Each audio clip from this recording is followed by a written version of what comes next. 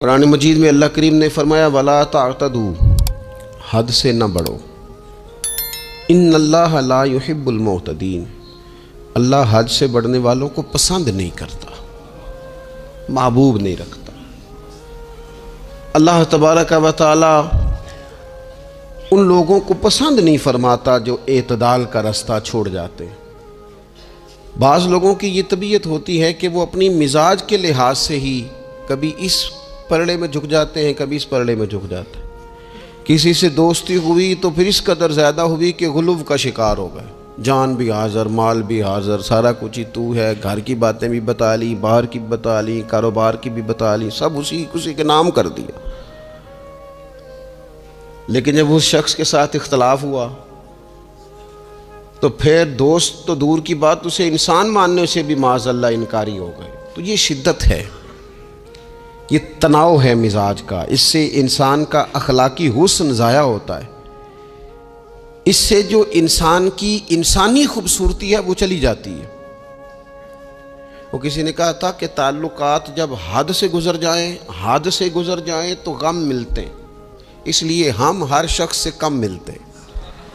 ہم کوشش کرتے ہیں کہ معتدل رہیں، زیادہ آگے بڑھنا ہی نہ پڑے۔ نبی پاک صلی اللہ تعالیٰ علیہ وآلہ وسلم نے ہمیں معتدل دین دیا ہے، اعتدال والا، درمیانہ، اور فرمایا بہترین رستہ درمیانہ رستہ ہے۔ اور نبی پاک علیہ السلام نے فرمایا جو درمیانی چال چلتا ہے وہ کبھی تنگ نہیں ہوتا، جو اعتدال کا رستہ اختیار کرتا ہے تکلیف میں نہیں آتا۔ معتدل چلنے والے لوگ جو ہوتے ہیں ان کا بیلنس ہمیشہ ٹھیک رہتا ہے، ان بیلنس نہیں ہوتے۔ تو معتدل زندگی گزاریں، اعتدال پسند بنیں، چیزوں میں شدت نہ لائیں۔ نبی پاک علیہ السلام نے فرمایا دین میں بھی غلو نہ کرو، فرمایا تم سے پہلے لوگ غلو کی وجہ سے ہلاک ہو گئے۔ کچھ لوگ غلو کرتے، چھوڑ دیا جی میں نے سارا کچھ، میرا کوئی تعلق نہیں جی، میں نے نہیں بیاہ کرانا، میرا شادی سے کیا لینا دینا، میں نے گھر چھوڑ دیا جی، اب میں نے تسبیحاں ڈال لی ہیں گلے میں جی، میں اب بس مسجد میں ہی ہوں جی، میں فلانی جگہ۔ دین تو اس کو پسند ہی نہیں کرتا، یہ تو حقوق سے بھاگنے والی بات ہے، شریعت تو اس کو سپورٹ ہی نہیں کرتی۔ اور میں نہ جناب چھوڑ دیا جی میں کچھ نہیں کھاتا جی، بس میں تو روزہ رکھتا ہوں ہر روز، ساری رات اللہ اللہ کرتا ہوں، اس کو پسند نہیں کرتا دین اسلام۔ آپ کو معتدل رہنے کا کہا گیا ہے۔ وہ جو رہبانیت اختیار کر لی تھی یہودیوں نے، عیسائیوں نے، غاروں میں چلے گئے، نکل گئے جنگلوں میں، تو حضور نے فرمایا میرے دین میں کوئی رہبانیت نہیں ہے۔ دین تو کہتا ہے کہ آپ روٹین کے کام کریں، روٹین کے، اور روٹین کے کام ہی صحیح کر کے کریں، اسی میں آپ کو اللہ کی رضا نصیب ہو جائے گی۔ لیکن حضور نے فرمایا جو محنت کر کے روزی کمانے والا اللہ کا دوست ہے، سچا تاجر جو ہوگا اسے اللہ قیامت کے دن نبیوں کے ساتھ جگہ عطا فرمائے گا۔ تو نبی پاک علیہ السلام نے تو سپورٹ کر دی، فرمایا جو تو کام کر رہا ہے یہی کرتے کرتے تجھے اللہ کا قرب نصیب ہو جائے، اسی کو صحیح کر کے کر۔ یہ جو غلو ہے، یہ جو شدت پسندی ہے، اس سے منع کیا۔ نبی پاک علیہ السلام کے گھر میں 3 صحابہ کرام علیہم رضوان تشریف لے گئے۔ انہوں نے جا کے نبی پاک علیہ السلام کی عبادت کا حال پوچھا۔ چند صحابہ گئے تو ازواج مطہرات نے ارشاد فرمایا کہ محبوب گھر تشریف لاتے ہیں، کچھ وقت آرام کرتے ہیں، کچھ وقت ہمیں دیتے ہیں، کچھ وقت عبادت میں گزارتے ہیں۔ اب وہ تو گئے تھے جا کے یہ معلومات کریں گے اوہو کہ سرور کائنات تو ساری رات اپنے رب کو یاد کرتے ہیں۔ ہمارے ہاں بھی لوگ پیری مریدی کے سلسلے میں جب کہیں جاتے ہیں تو ان کا خیال ہوتا ہے کہ جو پیر صاحب ہوتے ہیں نا جی، نہ وہ روٹی کھائیں، نہ ان کے ہاتھ میں موبائل نظر آئے، نہ وہ ہنسیں، نہ انہوں نے اچھے کپڑے پہنے ہوئے ہوں، بالکل ایک فقیر آدمی، اور جب بھی ہم جائیں نا وہ تھوڑی، اور لوگ کرتے بھی ہیں یہ کام اللہ ماشاء اللہ، لوگوں کو دکھانے کے لیے وقتی طور پر بعض جگہوں پہ یہ سلسلہ ہوتا بھی ہے، لیکن یہ وہ نارمل زندگی نہیں جو ہمیں رسول پاک نے سکھائی ہے، یہ وہ دین نہیں کہ آپ بالکل کٹ گئے اور آپ حیرت انگیز بات کر رہے ہیں اور آپ جناب بالکل دنیا کا آپ سے کوئی تعلق ہی نہیں ہے۔ یہ تو رہبانیت ہے اور اسلام اس کو قبول نہیں کرتا۔ وہ صحابہ کرام علیہم رضوان نے نبی پاک علیہ السلام کے احوال شریفہ سنے تو وہ کہنے لگے کہ نبی پاک کے صدقے تو اللہ اگلے پچھلوں کو معاف کرے گا، حضور تو محبوب ہیں۔ یہ سن کے اب انہوں نے اپنے دل میں جو ارادہ کیا، کہنے لگے محبوب تو وراء الورا ہیں، لیکن ہم چونکہ گناہگار لوگ ہیں، عام آدمی ہیں، ہم اس طرح کریں گے کہ ہم ساری رات اللہ کی عبادت کریں گے. حضور تو محبوب ہے نا، چلو کچھ دیر آرام بھی کرتے ہیں، ہم ساری رات عبادت کریں. ایک نے کہا کہ بھائی میں تو ہر روز روزہ رکھا کروں گا نفلی. تیسرے نے کہا میں شادی نہیں کروں گا، میں ایسے ہی وقت گزاروں گا، تجرد کی زندگی گزاروں گا. رسول پاک علیہ السلام کو جب اس بات کی خبر پہنچی تو پتہ حضور نے تبصرہ کیا قربان جائیں. کیا انداز ہے گفتگو کا. محبوب فرمانے لگے یہ میں نے کیا سنا ہے کہ میں شادی نہیں کروں گا اور میں ہر روز روزہ رکھوں گا اور میں ساری رات ہی نفل پڑھوں گا، آرام ہی نہیں کروں گا. محبوب فرمانے لگے میں تم سب سے زیادہ اللہ کو جانتا ہوں اور میں تم سب سے زیادہ رب سے ڈرتا ہوں. حضور فرمانے لگے میں نے تو شادیاں بھی کی ہیں، میرے تو بچے بھی ہیں. حضور فرمانے لگے میں تو روزہ بھی رکھتا ہوں اور میں تو نفلی روزے چھوڑتا بھی ہوں. محبوب کریم علیہ السلام فرمانے لگے میں تو رات کو عبادت بھی کرتا ہوں اور آرام بھی کرتا ہوں. اللہ کے رسول صلی اللہ تعالیٰ علیہ وسلم ارشاد فرماتے فرماتے بات کہاں تک لے گئے؟ حضور فرمانے لگے اپنے یہ سارے طریقے، اپنی یہ سنت حضور بیان کر کے کہنے لگے سن لو بھائی، جس نے میری سنت سے منہ موڑا اس کا مجھ سے تعلق ہی کوئی نہیں. میرے طریقے پہ چلو، جو میں تمہارے لیے اسوہ چھوڑ کے جا رہا ہوں اس اسوے کو اپناؤ، اس طریقہ مبارکہ پر عمل کرو، اعتدال نہ چھوڑے کبھی بھی. غیر معتدل ہو جاتے ہیں لوگ. میں نے دیکھا ہے کہ وہ جب بندہ غیر معتدل ہو جاتا ہے تو چیزوں کا حسن ختم ہوتا ہے، اس کا وقار اٹھ جاتا ہے، اس میں تازگی نہیں رہتی، اس کے اندر وہ کیفیت نہیں رہتی. یہ دین کی بات ہے نا، تبلیغ ہے، یہ بھی حد سے زیادہ نہیں کرنی چاہیے. حضرت عبداللہ ابن مسعود رضی اللہ تعالیٰ عنہ سے لوگوں نے کہا تھا ہمارا دل کرتا ہے آپ روز واز کریں، روز تقریر کریں، ہم روز سنیں. تو آپ فرمانے لگے نہیں، ہفتے میں 3 دن بات کروں گا. اتنی بات کریں گے جو معتدل رہے، جو حد سے زیادہ نہ بڑھے. وہ ہمارے ہاں رواج ہے نا 2.5 گھنٹے کی تقریر کا، 3 گھنٹے کی تقریر کا، 4 گھنٹے کی تقریر کا. تو ہم سے لوگ کئی دفعہ کہتے اسی تے گل سمجھن لگے سا تسی ختم کر دیتی. تو میں نے کہا آپ شروع لیٹ ہوئے نا، ہم اللہ کے فضل سے پہلی بات سے شروع ہو گئے تھے. ہم نے وہ آدھا گھنٹہ تمہید پہ نہیں نہ لگایا. تجاوز نہ کریں چیزوں سے، اعتدال میں رہیں. دیکھیے اسلام ہمیں یہ کہتا ہے کہ تم کھانا کھاؤ، کلو وشربو، کھاؤ بھی پیو بھی، تمام جائز چیزیں کھانے کی اجازت ہے. لیکن نبی پاک علیہ السلام نے فرمایا کمر سیدھی رکھنے کے لیے کھاؤ، اور جب تمہارا بڑا جی چاہے نا پیٹ بھر کے کھانے کو تو کریم فرمانے لگے پھر بھی 3 حصے کرو کھانے کے. ایک حصے میں ہوا ہو، ایک میں پانی ہو اور ایک میں خوراک ہو. پھر بھی پیٹ بھر کے نہ کھاؤ. بلکہ اللہ کے رسول صلی اللہ تعالیٰ علیہ وسلم فرمانے لگے کسی نے اتنا برا برتن بھرا ہی نہیں جتنا کسی نے اپنے پیٹ کو بھرا. سب سے برا برتن تم نے بھرا. زیادہ کھائیں گے خواہشات زیادہ پیدا ہوں گی، زیادہ کھائیں گے نیند زیادہ آئے گی، زیادہ کھائیں گے غفلت زیادہ طاری ہوگی. لیکن کچھ لوگوں کا مقصد زندگی کھانا ہے. صبح کی پلاننگ الگ ہے، دوپہر کی الگ ہے، شام کی الگ ہے. آپ حیران رہیں گے کہ آپ اس ملک میں رہتے ہیں جس میں سب سے بہترین بزنس ہوٹل چلانے کا بزنس ہے. کھانے پینے کا کام کرو، یہ بھی بنا لو، یہ بھی بنا لو، اچھا بھلا کھا پی کے اس کے بعد فاسٹ فوڈ کا آرڈر دے دیا جاتا ہے. اور کھانے کے بعد کتنی ساری چیزیں.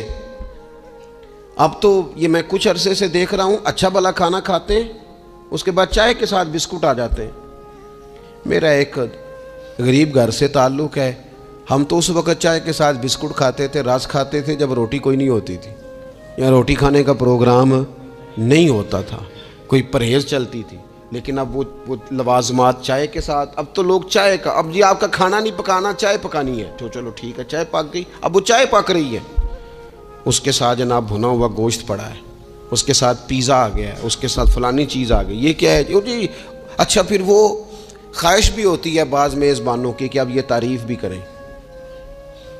وہ سارا کچھ رکھ کے تو ساتھ یہ بھی کہہ رہے ہوتے ہیں تو چونکہ روٹی ڈاک چھڑی سی لہذا پھر ہم نے نا یہ سارا کچھ کیا ہے. یعنی وہ کہہ رہے ہوتے ہیں کہ مہمان اب یہ کہے کہ او ہو آپ نے تو بڑا تکلف کر دیا ہے، اس کی کیا ضرورت تھی.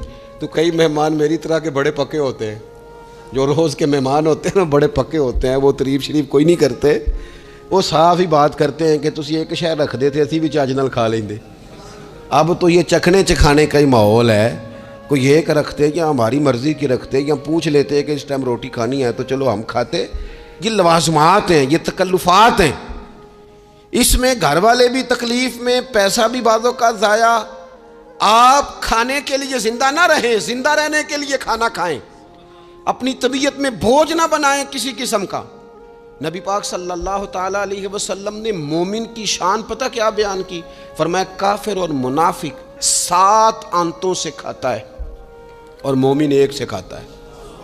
اتنا فرق ہے کافر منافق کے کھانے میں اور مسلمان کے کھانے میں. 6 گنا کم روٹی کھاتا ہے مسلمان، 6 گنا کم. حضرت عمر فاروق ملک شام میں حضرت ابو عبیدہ بن جراح سے ملنے کے لیے گئے تو کہنے لگے اتنی دور سے آیا ہوں، شپا سالار روٹی تو کھلا. تو انہوں نے اپنے بیگ سے رات کا خشک ٹکڑا کھانے کا نکالا اور پانی کا پیالہ دے کے کہنے لگے عمر یہ لو کھا لو. تو حضرت فاروق اعظم کہنے لگے یہی وہ مزیدار روٹی تھی جس کے لیے میں تیرے پاس آیا تھا، یہی وہ کھانا تھا، میں تلاش کر رہا تھا کہ یہ تمہیں ملے گا. کدھر گئے وہ لوگ جو رات کے کھانے میں فریج بھی نہیں ہوتی تھی، رات کے کھانے میں تھوڑا پانی ڈال دیا اماں نے، اس کو 3-4 دفعہ ابال لیا. رات کی روٹیوں میں تھوڑا سا پانی اور تھوڑا سا گھی، پورا گھی نہیں، تھوڑا سا پانی اور تھوڑا سا گھی. اور ساتھ دادی نانی یہ بھی کہہ رہی ہے کہ یہ پانی سے ذرا نرم ہو جائے گی روٹی. اور پھر وہ کھانا کھایا جا رہا ہے. اس کے اندر نہ تو ڈاکٹر آپ کو یہ کہہ رہا ہے کہ یہ نقصان کا باعث ہے، نہ معدے پہ بوجھ بن رہا ہے، نہ اس کے لیے پھر بھائیوں کو جا کے پردیس کاٹنا پڑ رہا ہے، نہ باپ کو کئی قسم کی نوکریاں کرنی پڑ رہی ہیں. اعتدال میں گھر کے اندر ہی سارا کچھ مینج ہے. یہ وہ حسن ہے جو اسلام کہتا ہے تم غیر معتدل ہو گئے، تم حد سے بڑھ گئے، تم نے زندگی ساری کھانے پینے پہ لگا دی. اور بھائی من چاہی نعمتیں تو جنت میں ملیں گی. ہم نے تو مزے کے کھانے وہاں جا کے کھانے، وہاں ملے گا پھل اور وہاں ملے گی نعمتیں جو بار بار ملیں گی. چہرے ایک جیسے ہوں گے پر ذائقہ بڑا منفرد سے منفرد نظر آئے گا. تو وہ جو پردہ غیب میں چیزیں تھیں وہ ساری چیزیں لوگ کہتے ہیں ہاں جی ہم ساری غیر معتدل نہ بنے، تھوڑی سادگی لائیں، تھوڑا درمیانہ راہ. اسلام اس کو پسند کرتا ہے. نبی پاک علیہ السلام کی بارگاہ میں ایک مہمان آیا، ابھی وہ مسلمان نہیں تھا، تو محبوب نے فرمایا ایک بکری کا دودھ دھو کے اسے پلا دو. ایک بکری کا دودھ دھویا گیا، پلایا گیا، پھر دوسری کا دودھ دھویا گیا، پلایا گیا، پھر تیسری کا. وہ 7 بکریوں کا دودھ پی گیا. صبح اللہ نے توفیق دی اور وہ کلمہ پڑھ گیا. اب نبی پاک علیہ السلام نے فرمایا اسے بکری کا دودھ دھو کے پلاؤ. ایک بکری کا دودھ پیا، دوسری کا پی نہ سکا، رات 7 کا پی گیا تھا. تو میرے کریم فرمانے لگے یہ مومن اور کافر کا فرق ہے. جب تک یہ حالت کفر میں تھا 7 بکریوں کا دودھ پی گیا، اب یہ مومن ہوا ہے تو اللہ تبارک و تعالیٰ نے ایک دودھ کے ساتھ ہی اسے سیر فرما دیا ہے.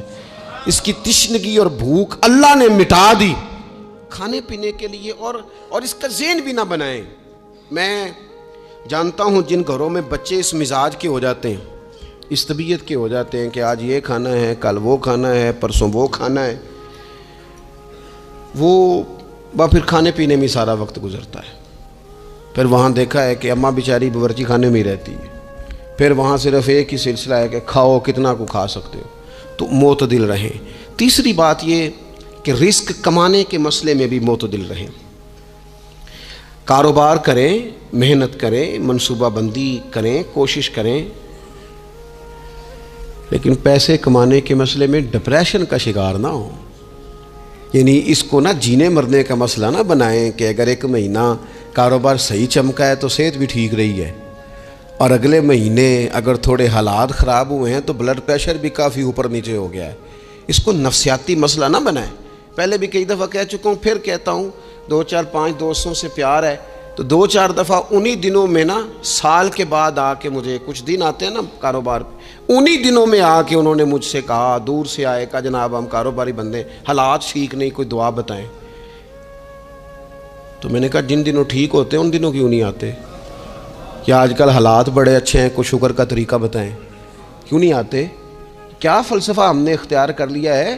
رزق کا وعدہ اللہ کا ہے،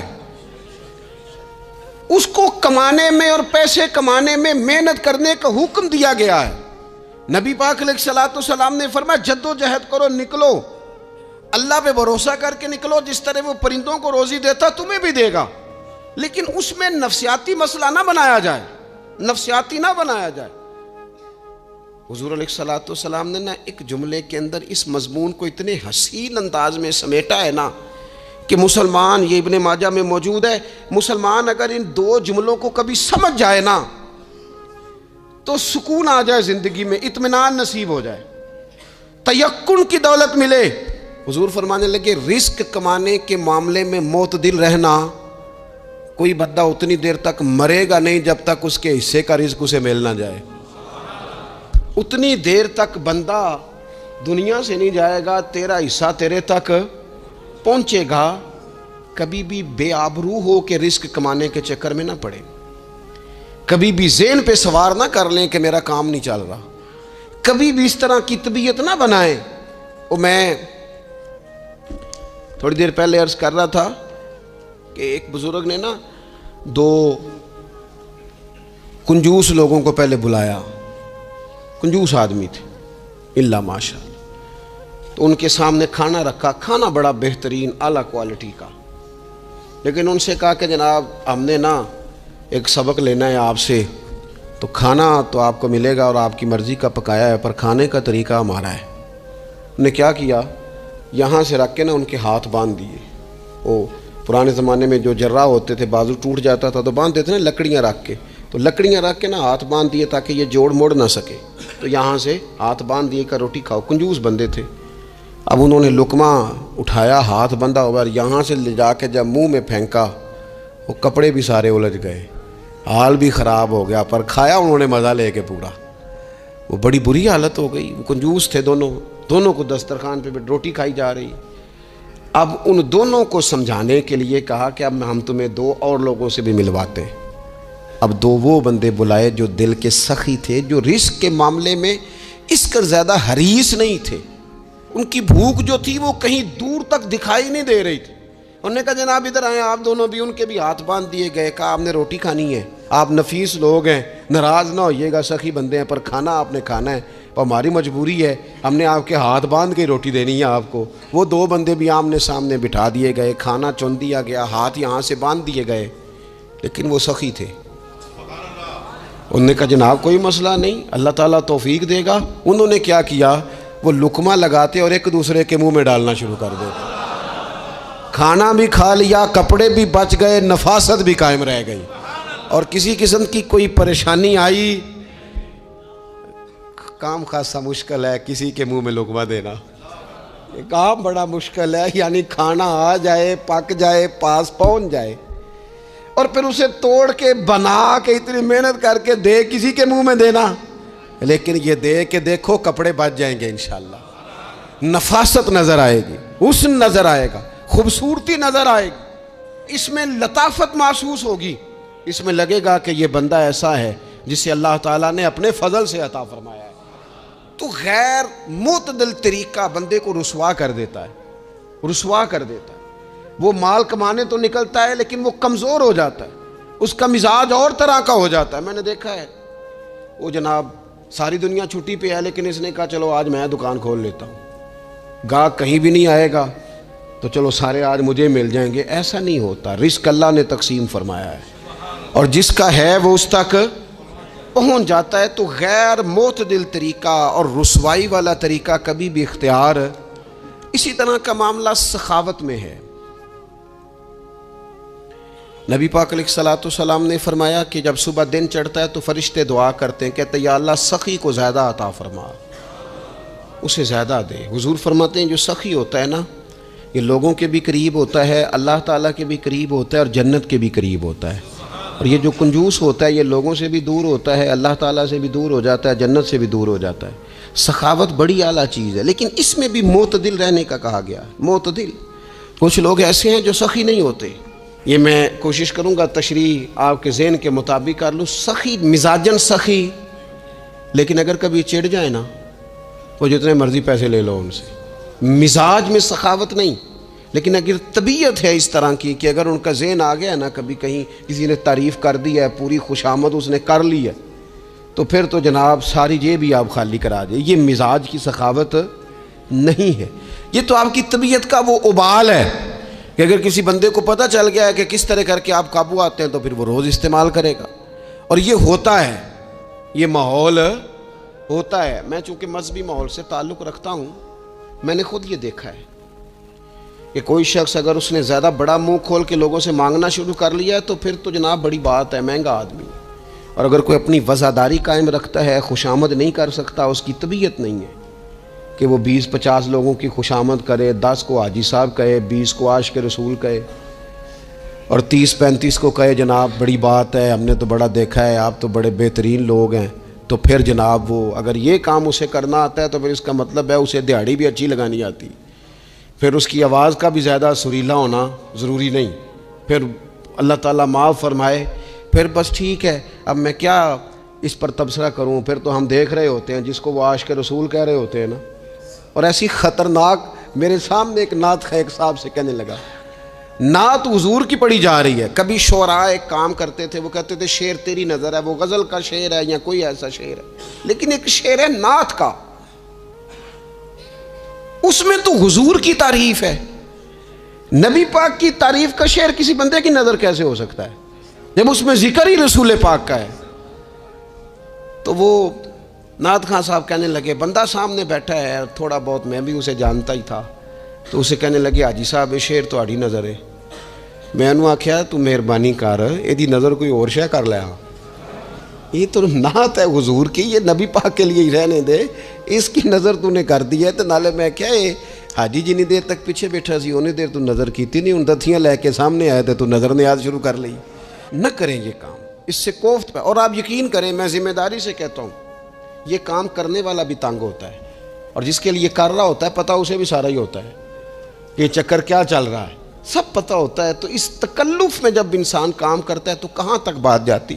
سخاوت کریں لیکن چڑھ کر کوئی کام نہ کریں.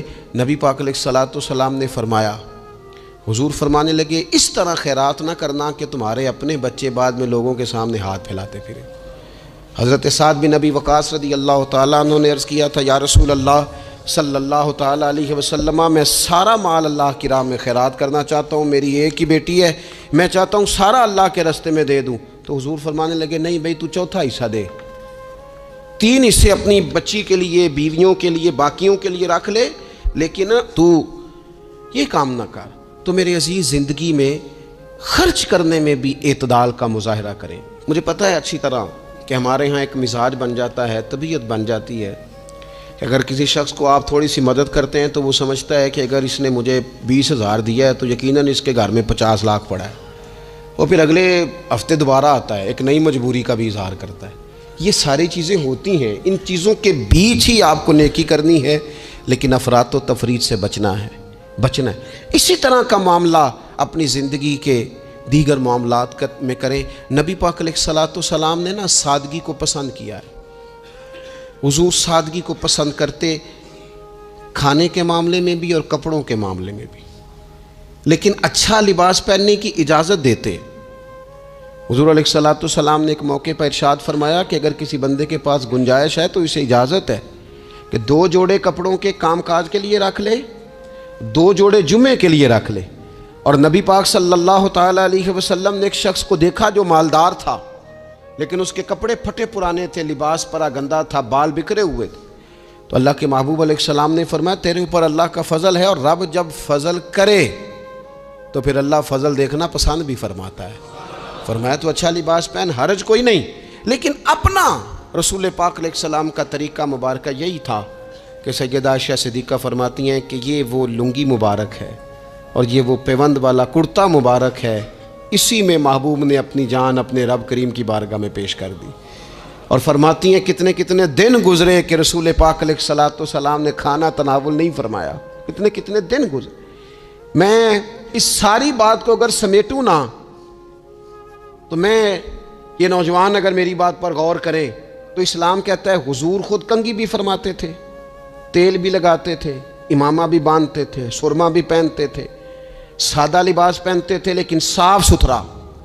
اسلام آرائش کی اجازت دیتا ہے، زینت کی اجازت دیتا ہے، آپ کنگا کریں، تیل لگائیں، خوشبو لگائیں، سرما لگائیں، صاف لباس پہنیں، کپڑے دھلے ہوئے پہنیں. حضور نے حکمن کہا، تاکیدن کہا کہ جمعے والے دن نہا کے مسجد میں آیا کرو. اسلام